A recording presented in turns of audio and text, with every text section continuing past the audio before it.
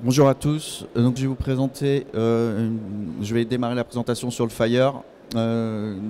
Accès data, donc le Fire en tant que brique essentielle de votre stratégie data. On va faire plusieurs étapes, une présentation de Synodis tout d'abord, ensuite le marché de la santé numérique, les enjeux liés à la data et à l'interopérabilité, et pourquoi le Fire répond à un ensemble d'enjeux du secteur. Donc Synodis, qui on est? Donc Synodis est une ESN spécialisée dans la santé à la croisée de la donnée et du métier. Le but, donc c'est 11 ans d'existence, c'est presque 40 maintenant consultants et développeurs. Donc on cherche à aligner les personnes, les process et les technologies, faciliter la gouvernance de la donnée. On est spécialisé dans les normes et les standards, et notamment le FHIR. Et le but, c'est d'accompagner la bascule du secteur santé d'hospital-centric to patient-centric. Donc en fait, la bascule autour du secteur de la santé numérique. Donc notre stratégie, c'est d'utiliser conseil et pilotage pour développer des services récurrents autour de l'interopérabilité, du data management et des usages en e-santé, avec une approche mixte combinant les compétences métiers et techniques qui sont notre force. Donc sur la gauche, vous avez les lignes de produits, pilotage, conseil, interopérabilité. Et puis ce qu'on met à part, le Fire et la partie EDS, entrepôt de données de santé. Et sur la droite, vous avez les typologies clients, donc santé privée. Donc là, on va parler des groupes de cliniques, on va parler des centres de radiologie, des groupes autour des laboratoires d'analyse médicale. On va parler de tout ce qui est secteur public, donc les territoires de santé, les CHU, les CH, donc l'ensemble du secteur public. Les fournisseurs e-santé qui va regrouper soit des startups, soit des industriels qui souhaitent intégrer la santé numérique ou qui sont déjà présents en santé numérique. Et puis les constructeurs de medical devices, de dispositifs médicaux. On va travailler aussi avec les instances structurantes telles que l'Agence numérique de santé et l'ANAP. Et puis, depuis 18 mois, on cherche à bâtir des partenariats avec des industriels pour pouvoir justement développer ces services récurrents, et c'est très centré interop et data management. Donc trois pôles, un pôle historique, conseil et pilotage, où on va réaliser des prestations de services classiques que l'on peut retrouver dans tout secteur d'activité, mais qui s'adressent spécifiquement au secteur santé. Donc on va déployer des ERP, mais qui vont être par exemple des Electronic Medical Report, des dossiers patients informatisés. On va déployer des solutions autour de la chimio, du bloc opératoire. On va faire de l'aide au choix d'outils. Voilà, donc ça c'est très classique. Assez rapidement, on a identifié un pain point autour de l'intégration et essentiellement autour de l'interopérabilité. Et donc on a commencé par faire du support niveau 2 autour des demi-connecteurs pour des groupes de cliniques. Puis après on a commencé on a signé un partenariat avec Intersystem pour faire du développement autour des flux. Donc et ça depuis maintenant presque 10 ans. Donc on travaille sur ces types de sujets, conception, mise en œuvre de flux d'interopérabilité, et puis de plus en plus conception de mise en œuvre d'API, puisque toutes les startups maintenant travaillent plus par API, et on en arrive au Fire, gestion de profil Fire, mise en place, déploiement d'entrepôts de données de santé, et si possible Fire centrique.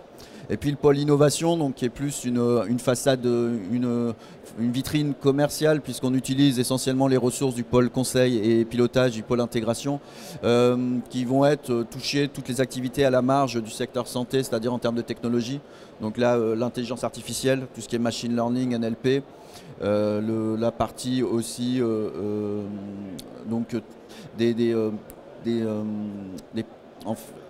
comme les articles 51 et 36, donc en fait des nouveaux moyens, des nouveaux modes de fonctionnement au niveau de la santé. Voilà, donc ça c'est la répartition du parc client, donc forcément avec un pôle conseil et pilotage historique qui est plus important, et puis le développement petit à petit, et donc ce qui se déverse entre consulting, puis intégration, puis jusqu'à l'innovation. Donc vers une santé connectée, donc comme on l'a dit, hein, l'évolution de l'écosystème hein, qui montre un passage de l'hospitalo-centré vers une vision patient 360. Ça veut dire quoi? Ben, on part de l'hôpital, on se développe en santé numérique et on en arrive aux patients. Et donc qu'est-ce qu'on peut voir? C'est une création de données, des données en abondance. Des données aujourd'hui non gérables, sans système d'automatisation, de traitement de l'information. Donc on a un système de santé qui est riche en données, pauvre en informations. Donc tout le but c'est de pouvoir faire émerger cette information au profit du patient et de ceux qui les servent. Donc quels sont les enjeux de la santé numérique? Donc là, on est parti d'une étude de l'Institut Montaigne qui évalue le marché de la santé numérique. Et le fait intéressant, c'est les deux transformations majeures qui sont à réaliser. D'abord, une exploitation simplifiée des données de santé et une structuration de la filière numérique. Donc ça, ce qui est intéressant, c'est que ces deux points-là, qui sont deux focus, impliquent un maximum d'interopérabilité. Donc et sur la partie structuration et filière numérique, c'est un changement de paradigme, dans le sens où il faut s'organiser en filière industrielle, ce qui veut dire faire coopérer à la fois les opérateurs de soins, donc les hôpitaux, les industriels qui vont fournir par exemple du medical device, les centres de recherche, les startups, et forcément ce sont des gros projets et ce sont des modèles d'affaires à implémenter et à créer. Donc le but c'est de promouvoir un usage intégré de la technologie, un système où le recours au big data est généralisé et où on se rapproche le plus du terrain. Donc en fait, voilà, au profit du patient et des professionnels de santé. Et donc ce qui est intéressant effectivement, c'est que la technologie est un fil conducteur qui permet de relier l'ensemble des acteurs dans le delivery, quoi. La même étude permet de catégoriser les chantiers d'innovation. Donc premier chantier, l'autonomisation du patient. Deuxième chantier, dématérialisation et échange des données. Troisième chantier, forcément, qui a été révélé pour le Covid, hein, la télémédecine, la téléexpertise, qui ont répondu et en tout cas permis de soutenir le système de santé pendant les 36 derniers mois. Donc l'automatisation et l'aide à la décision, la transparence. Donc autonomisation du patient, donc c'est le préventif, le développement du préventif. Donc prévention des complications d'une maladie chronique, donc un suivi personnalisé, renforcement de la capacité du patient à se gérer soi-même, à s'autonomiser vis-à-vis du système de soins, hein, et donc basculer aussi du care au préventif. Dématérialisation, échange des données, donc c'est rendre un meilleur service auprès des professionnels et auprès de l'ensemble de la chaîne des acteurs. Donc gain de temps, meilleure information, plus pertinente, donc pour éviter les erreurs. L'automatisation, donc meilleure efficience de la gestion d'un parcours de soins, puis bien sûr amélioration de la chaîne logistique, donc qui est un des enjeux à venir. Voilà. Et transparence et décision, meilleure identification pour le patient, visualisation et optimisation des performances. Donc ça c'est le graphique, hein, donc ça c'est une vision que nous on a, en tout cas dans notre positionnement, où on va dissocier une vision très éditeur en mode buy et puis la digitalisation qui est plus en mode make, en mode avec des briques technologiques. Donc à gauche, on a une vision plus logicielle, un dossier patient informatisé, logiciel de gestion de parcours, patient relationship management, logiciel de spécialité au sein des SIH. Voilà, avec des profils de type directeur de programme, directeur de projet, consultant senior, et ainsi de suite. Donc plutôt orienté conseil. Et une partie plutôt digitale, où on va parler de technologie, d'API, de Fire, d'open source, avec des profils qui sont plutôt product manager, delivery, proxy PO, product owner, développeur. Donc vraiment plus build. Et dans les deux cas, c'est vraiment une vision de nous, de comment on organise, comment on s'organise en interne pour travailler, deux mondes différents. Mais on retrouve deux points clés, hein, les entrepôts de données, la transformation digitale, pour arriver au marketplace de services, qui sont les enjeux à venir, en tout cas qui sont les enjeux portés par les éditeurs et l'ensemble du secteur. Et si on va plus loin, si on dépasse le cadre à ce niveau-là et on part au niveau européen, hein, donc la création du European Health Data Space qui a été implémenté il y a peu, en tout cas légiféré il y a peu. Et le but, c'est de favoriser l'échange sécurisé des données de patients, y compris lorsqu'ils voyagent à l'étranger, donc en gros des données transfrontalières, et donner aux citoyens le contrôle sur leurs données. Donc ça veut dire une capacité non seulement à centraliser ou en tout cas à urbaniser les données au sein d'un pays, et c'est aussi entre les pays. Ça c'est un premier objectif. Un second, soutenir la recherche sur les traitements, les médicaments et les DM, les dispositifs médicaux. Encourager l'accès aux données de santé à leur utilisation pour la recherche, élaboration de politiques et de réglementation. Soutenir les services de santé numérique, clarifier la sécurité et la responsabilité de l'intelligence artificielle en santé. Donc toujours hein, pour éviter les problématiques. Et ça, vraiment, c'est une continuité de 2018 avec le RGPD. Hein. C'est tout simplement une extension des bénéfices pour le patient. Et donc, qu'est-ce que ça dit? Donc ça, c'est des slides vraiment qui viennent de l'UE, donc il n'y a rien qui est inventé, c'est juste traduit. Hein. Une croissance annuelle du secteur de la santé numérique européenne de 20 à 30%. Le but, c'est libérer l'économie des données en favorisant un véritable marché unique de la santé numérique autour des données. Et donc, on va servir à la fois le patient, permettre aux citoyens de contrôler leurs propres données de santé, permettre aux professionnels de santé un accès aux données de santé plus pertinentes, et puis faciliter l'accès à la donnée pour la recherche et l'innovation. Donc voilà, au niveau de l'UE, c'est des gains en termes d'économie. Hein, donc eux, ils font donc, de 11 milliards d'euros sur 10 ans. Donc c'est juste pour donner des quantifications en termes de marché. Si on passe un petit peu au-dessus sur le Data Act, donc il y a vraiment une stratégie européenne autour de la donnée. Cette stratégie autour de la donnée, elle dépasse le cadre de la santé. C'est la constitution d'un marché unique des données, avec des marchés forcément spécifiques. Donc vous en avez quelques-uns là, donc améliorer les soins de santé. Donc un des premiers concerne la santé. Puis après on va être sur tout ce qui est Smart City, les transports.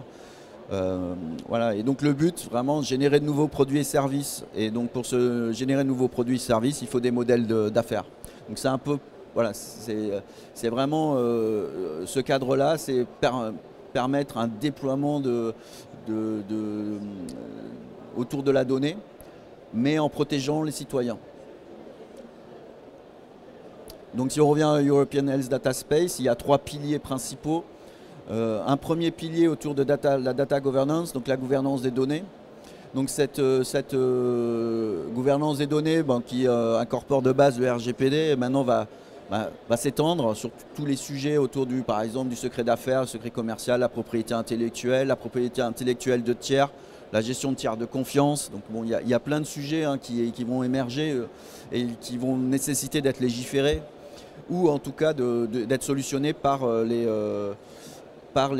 acteurs privés ou publics et les relations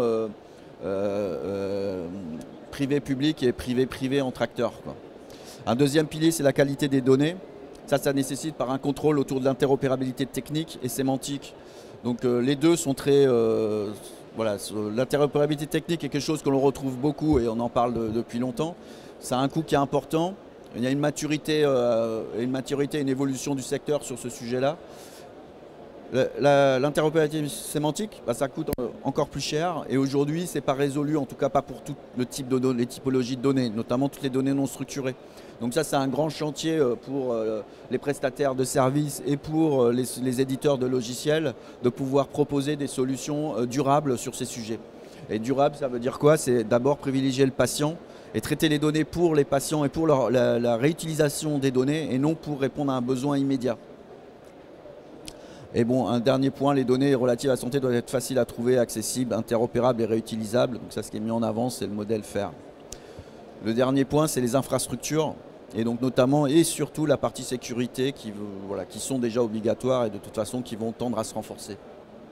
Donc si on en revient au schéma de tout à l'heure, en fait, on retrouve les deux cas et on va aller du marketplace vers une data economy avec des modèles qui sont multiples. Et donc du coup, comme on retrouve cette notion d'entrepôt, cette notion de transformation digitale, forcément le Fire, ça permet de simplifier l'usage de la donnée. Et un des deux premiers facteurs qu'on avait au tout début, c'était l'exploitation simplifiée de la data. Et c'est le cas avec le Fire. Donc Fire, ça veut dire Fast, Healthcare, Interoperability and Resources.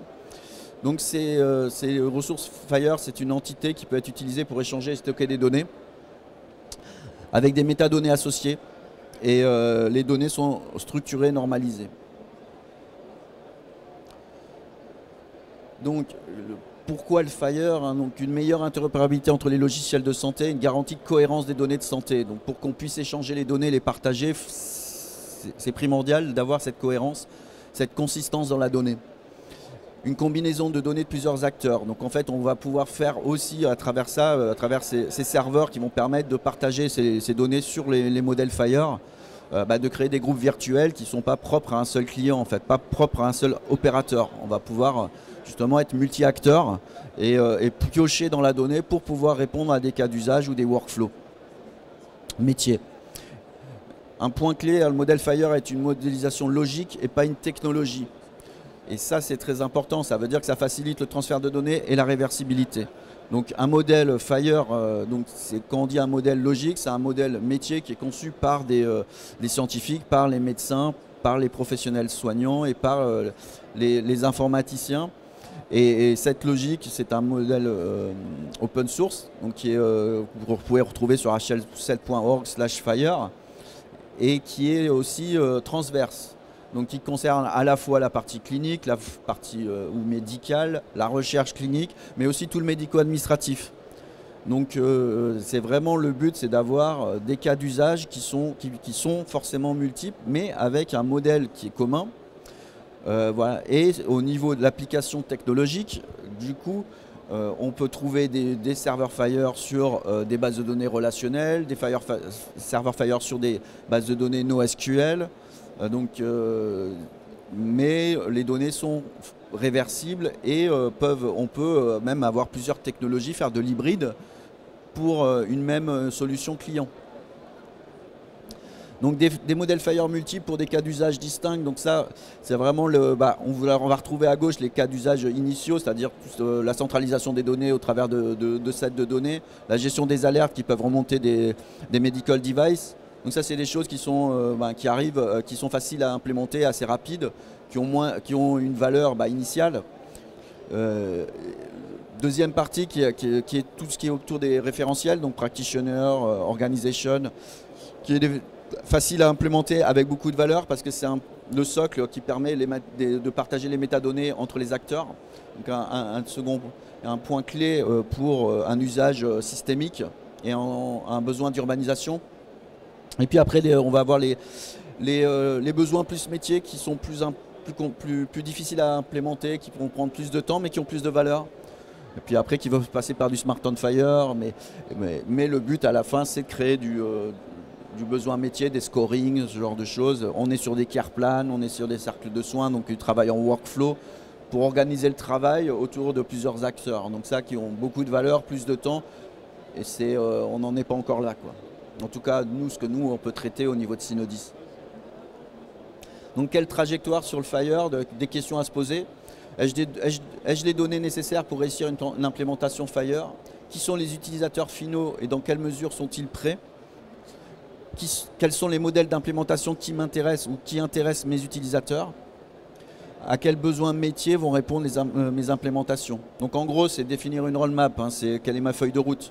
Donc, quelle est ma stratégie à ce niveau-là, au niveau des données, vis-à-vis de mes clients internes et de mes partenaires externes. On en revient à la même chose. Donc, le but, c'est de décloisonner, c'est de créer des filières numériques. Donc, ces filières numériques sont multi-acteurs. Et donc, il faut être capable d'orchestrer et de moduler les informations en fonction de l'usage. Donc, voilà. Donc, le but, c'est de créer sa roadmap en fonction de la maturité de son SI et des besoins utilisateurs internes ou externes au système. Donc un exemple qui est assez simple d'implémentation, c'est le time to value. Le time to value, c'est le délai nécessaire à un nouvel utilisateur pour prendre conscience de la valeur ajoutée d'une solution ou d'un produit. Dans ce cadre-là, pourquoi le Fire est intéressant? Pourquoi c'est intéressant de travailler en mode Fire?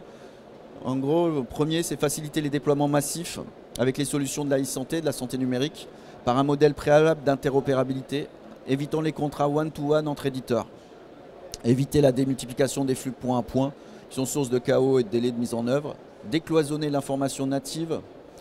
Et bon, là, c'est la transversalité. En fait, une fois qu'on commence, on commence par un premier cas d'usage, par exemple sur du clinique. Après, on peut lancer un deuxième cas d'usage sur du médico-administratif. On n'a pas besoin de changer notre architecture. On a juste besoin d'ajouter mes données, tout simplement le contenu, mes données atomiques, dans le cadre de l'usage. Mais par contre, tout au long du cycle de vie de la donnée, mon process, il est toujours valable. Mon process technique, technico-fonctionnel est toujours valable.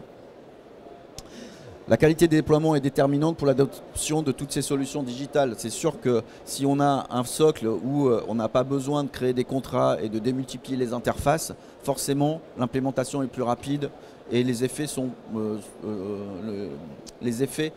immédiats, ou en tout cas beaucoup plus rapides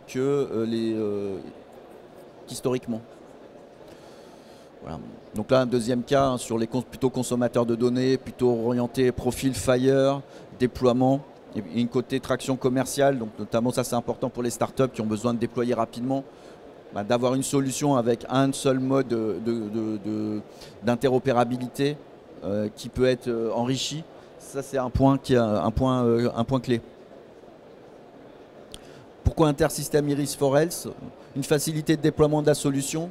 Donc Iris for Health peut être déployé par container sur Docker, Kubernetes, peut être déployé on-premise ou sur le cloud. Donc un namespace peut contenir un ou plusieurs serveurs Fire. Les connecteurs entrants-sortants sont fournis, HL7 to Fire, Fire to HL7, CDA to Fire, H'. Donc bon, on peut créer ses propres connecteurs, bon, très classique. Une logique d'assemblage plus que de développement, donc au lieu sur de l'open source, on va quand même avoir à bâtir fortement son socle. Ici, on a 80% du travail qui est fait, on est plutôt dans du tuning que du build, donc dans l'ajustement. Et une même technologie peut répondre à l'ensemble des besoins, modélisation, interopérabilité, stockage, API. Une personnalisation du serveur selon vos besoins. Donc là, on va parler intégration aisée des structures definition et des search parameters. Mise à jour automatique du capability statement, donc qui permet d'afficher les métadonnées du serveur Fire. Voilà. Et des facilités d'utilisation, un point fort, c'est le requêtage en SQL, sur le serveur Fire. Ça, il y a peu de solutions qui savent faire ça. Donc cela permet de faire à la fois des contrôles d'existence au niveau de l'entrepôt. Ça permet de suivre son entrepôt de façon graphique au travers de, par exemple, Power BI, puisque c'est requêtable.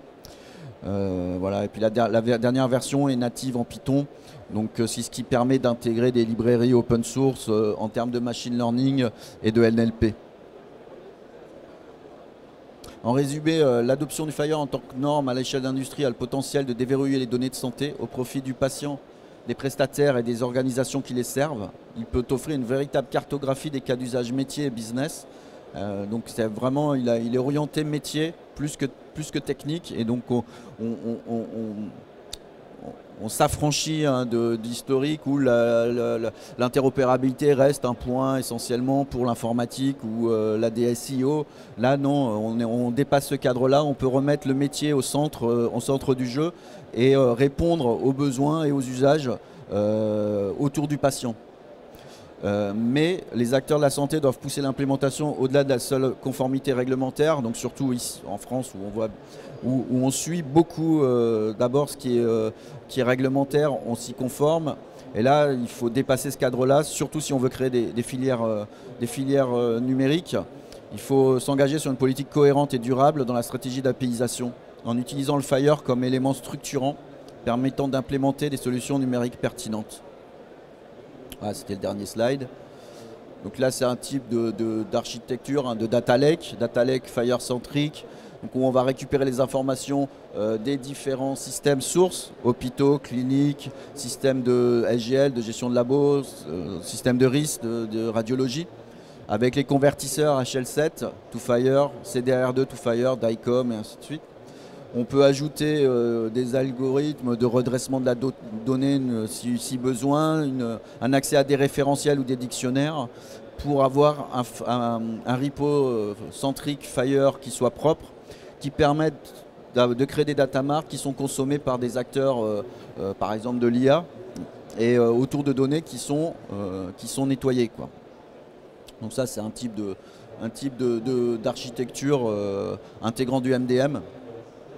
Et puis voilà, bon, après vous pouvez aussi déployer assez facilement, donc ça on peut le démontrer online, sur technologie intersystème, des entrepôts de données Fire, que ce soit dans le cloud ou on-premise. Voilà. Merci à vous.